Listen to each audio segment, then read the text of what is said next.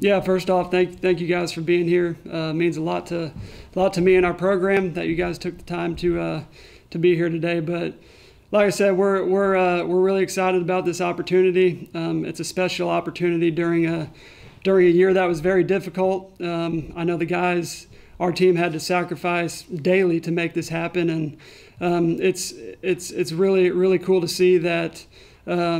Through how they played this year, their body of work, that they get this opportunity to compete at an NCAA regional.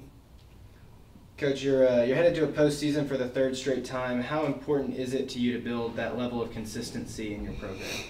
Yeah, I think it's very important. When I took the job here back in 2017, that was one of my main goals, was to make sure that we're getting to postseason every year, and to the credit to our players, they kind of embraced that and ran with it. So it's really cool to do it for 3 straight years. But make no mistake that we're not settling for NCAA regionals. Our goal is to push forward onto the national championship. All right, we'll open it up for some questions. Dusty, where do you kind of feel like your team's at headed into this thing? I mean, just where do you feel like you're at from a consistency standpoint and things? What kind of has to go right, I guess, for you to have success going in?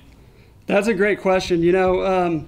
We've had a year where we've had to compete in an all SEC schedule, or at least SEC hosted event. So we faced a very difficult schedule. I know our schedule was the #1 ranked toughest schedule in the country. So to me, it shows us that, when we're on and when we have our mind where it needs to be, we're able to compete against the best teams in the country.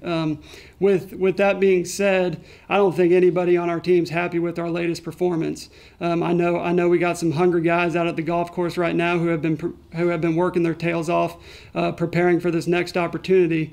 The one thing we've been talking about a lot is, once you get to the postseason, it's a brand new year. It doesn't matter what ranking you have by your name. It doesn't matter what you've done this entire year.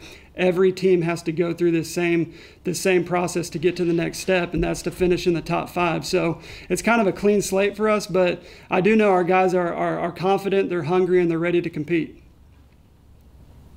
And kind of another question that Charlie kind of answered a minute ago for his club, but you're pretty set on your lineup going in. You kind of feel like you know who you got and what you need out of those guys going in, and just that's, I guess, that starting group for you. How do you feel about them right now? Yeah, I mean, I feel like Coach Payne and I have a really good idea of who the starting rotation is going to be. I do know, in postseason we're able to bring 6 guys, and right now I think we got 6 guys in there who can help us get to our next goal. So I'll just leave it at that. But I'm very confident in all of our players, and know that, like I said, if we have our mind right and we play within ourselves and stick to our process and play our game, we can be successful.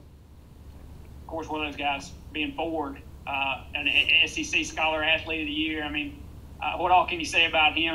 Being a scholar athlete, it seems like on the course, off the course, kind of got it all kind of figured out. But what has he kind of meant to you in this program? Yeah, he's obviously meant a lot to us. I know, when Coach Ewing and I were going through the recruiting process back in 2017, we had him on a visit on campus, and we fell in love with him very quickly. He's a humble kid. He's a very confident kid, and that confidence is something that is very hard to teach. But he's always had that self-belief and that confidence. So to see him grow from his freshman year to where he is now, to being one of the best players in college golf, means everything to us, obviously on the course, but off the course, he's turned into more of a vocal leader. He's turned into a guy who, will speak up in team meetings, and I know he has the respect of his teammates, and he's been good for our younger guys too, to learn from and kind of pick his brain about how he goes about things. Is that kind of safe to say he's kind of a third coach for you all? Is he kind of fit into that role a little bit? He kind of a player coach at this point? For sure, he is. He's fit into that role, and we also have Garrett Johnson, who does a good job of that as well, being a 5th-year COVID senior. He has a lot of experience, and I think he's only missed 1 tournament in his career. So to have 2 of those guys on the team has been huge for us.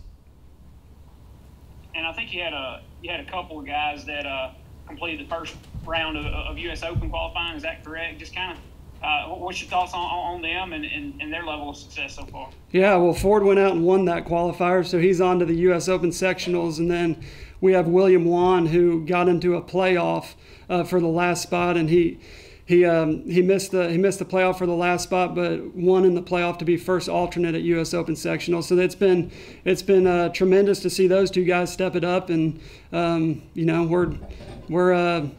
look like they're ready to go.